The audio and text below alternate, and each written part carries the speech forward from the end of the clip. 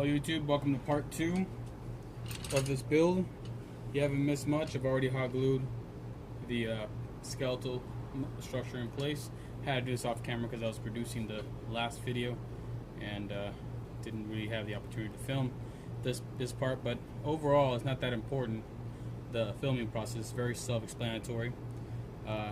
Right here you have all of this that's been hot glued together. As you can see, kind of takes place with some tendons and all that. Now we're going to do the dipping process, which is a little more, it's not as complex as it may sound. So what I have here is some melted down gummy. Put it in the microwave for a little too long, I should say, but I put it in there. And what I'm doing is I melted it down. Now I'm going to take a tool, just a regular old matchstick, and kind of spread this down throughout the body to create that kind of overlaid muscle tissue. Gummy is a great tool for this. And let's get some more going here. And it'll dry fairly slow, not too quick like hot glue does. But once it's dried on there, you know, it'll hold that gummy consistency. So you lay it on there, good even amounts. It's starting to come up a little thin, starting to cool down a bit. But over the rib cage area, you lay some on there, on the neck, on the base of the neck there. You want to lay a good portion on there for the meat. And the inside, we're not going to worry so much about packing it with gummy, because gummy is a little too dense for that. And what's within the rib cage is not so much muscle tissue as it is hollow organs. And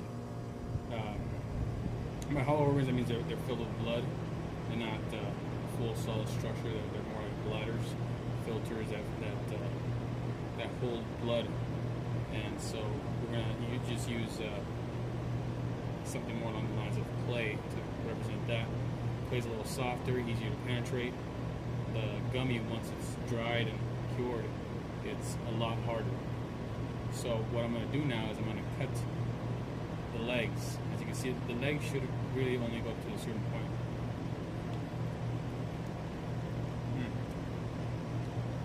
Tasty. So I'm trying to keep this from going too far, but the legs should only go up to about there. So I'm going to cut them right there. I'm going to cut this one. I'm going to get my Gerber all gummied up, but I want to try to make it the same length. There we go. That's roughly the same length, and that'll be the base for that rodent. So I'm going to dip it in the gummy, and like I said, it takes a good while for it to dry, so I'm just going to keep lathering it on to the areas that I've missed. I'm going to keep dipping those legs in there. The feet aren't as important because we're not going to be shooting at that.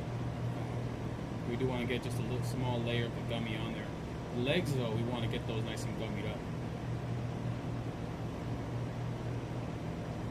And these are just gummy bears melted down, folks. Don't think it's anything special, no special mixture of any kind. I just took a bunch of gummy bears of the same color, but they don't have to be the same color. I just like to have it consistently the same color, and melted them down. And I chose the clearish yellow for this one, for this project. I usually choose the red because it's, you know, the color of the muscle tissue normally. I chose the clearish color so you can get a good view as to what it looks like as the process is happening. And I'm also going to have another project coming up where you can see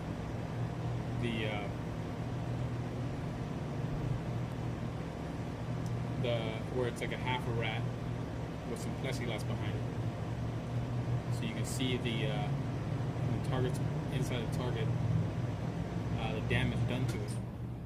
So once I'm done with this stick, I'm pretty much just gonna throw it away. But I'm gonna try to get some on this tail right here. And I'm not gonna get the tail all gummied up. It's not as important. I just want to get the base of the tail with a good lather gummy. And I'm gonna let that cool down for a bit. Don't really have a base to cool it down with, so I'm just gonna let it hang. And it takes quite a bit for this thing to cool down. So I'm gonna go off camera for a bit, and then I'm gonna continue on with the project. So bear with me. Now, for any experienced hunter that's shot squirrel or rats and skinned them, they'll tell you this is it's starting to look pretty accurate to what they see. I mean, not the metal, but just the shape, the muscle tissue, the structure. It's getting there. So hang in there, and we're going to continue this as soon as this completely cures and dries. As soon as it's dry, we'll be able to continue on with the build. Alright, this thing's almost dry, so we're going to go to the next part right here. We're going to cut out this old moleskin. Now this is old, it is not new moleskin, so I'm not wasting anything. You see, it's all dry there at the adhesive parts. It is way past the expiration date. The only thing good about it is the actual fabric. The adhesive that normally sticks onto the skin is done, and that's the reason I'm using it. It's done. And for those who are like, oh, that's a waste of moleskin, come on, what are you doing, Doc? You know, that's a precious commodity out in the field. It wouldn't help anybody, so don't get your panties in a bunch.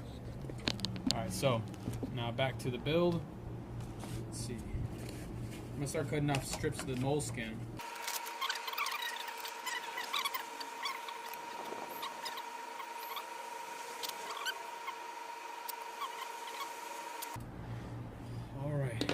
Here we go. So the moleskin's gonna go right over the body, like so. Now, before I've used medical tape, and I can't find my medical tape other than what's inside my emergency bag, and I'm not gonna, or my aid bag, and I am not gonna pillage that. But I'm gonna try to make this look as pretty as possible. All right. So we got the skin of the rodent and the muscle tissue represented there. I'll make it look a little prettier off camera. Like I was saying, I didn't want it to be drippy, but I didn't want it to be tacky, like it was just when I put the moleskin on there. So it would stick, but it wouldn't just like squeeze all the gummy out of there. So once this is dried and cured, I'm gonna fill it with clay. Alright, it's going to be a little dim because my battery's running low on my phone. But there he is. I'm about to stuff this block of clay all up in there. So I'm literally going to shove something long, red, and semi-hard up inside of this rat. Take that however you want. So I'm going to save a chunk of this for his head. Should be all I need for the head. So now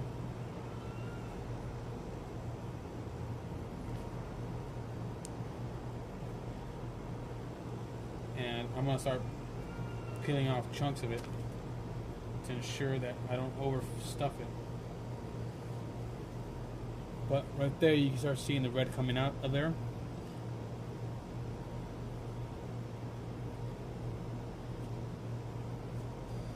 So I'm going to put a little more in there. Give it a nice little pot belly that rats are so famous for.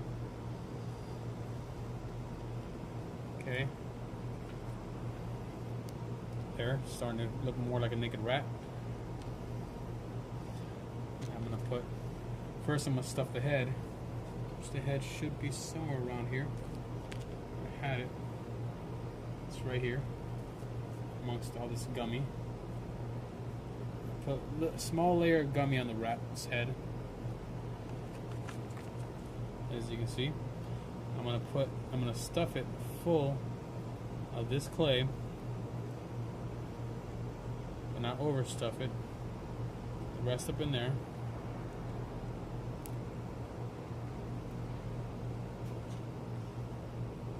The vital areas for the clay.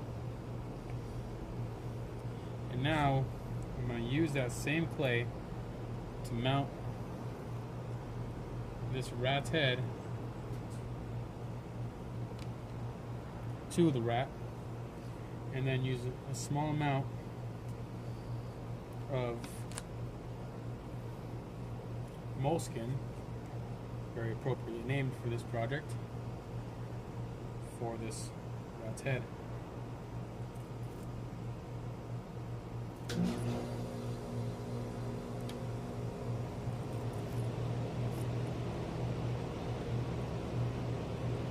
Let's see if I cut off just the right amount. It should be just the right amount to cover his face.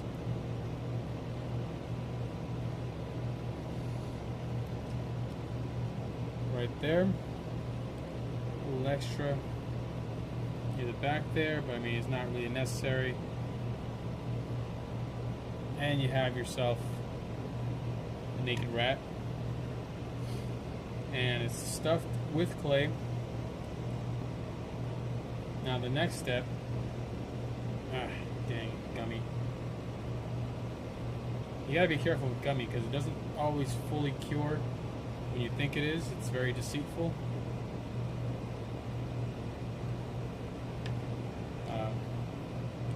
Now the next step in doing this is to wrap a little bit of tape around it, just to secure everything down and make the tail, hands, and feet look more like a natural rat. So stay tuned for that.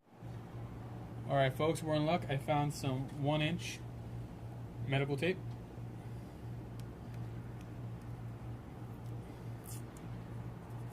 So I'm going to use this stuff. I'm going to start with the neck to kind of just secure this rat to the body, the rat's head to the body. And it'll turn a bit here and there. And I want to just cover up the clay areas pretty much. And I'm just going to wrap around it. Some of this is going to be off camera. It won't be perfectly filmed, but the finished product will still be the finished product.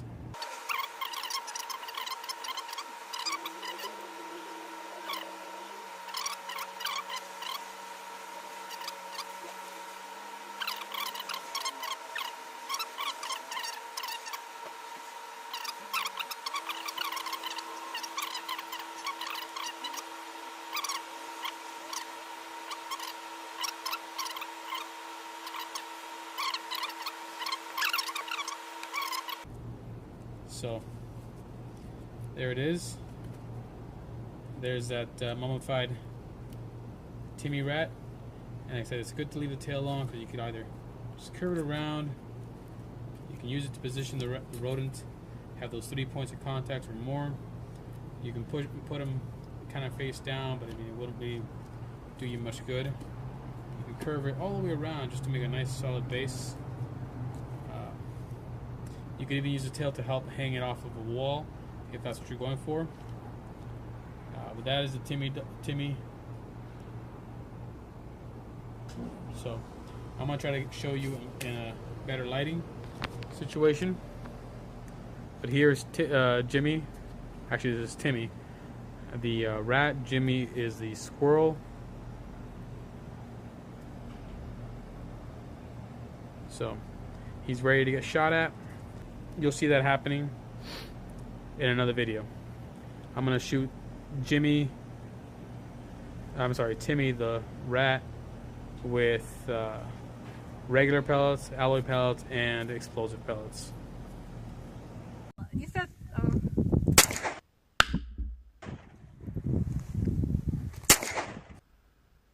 sideways, go gang some.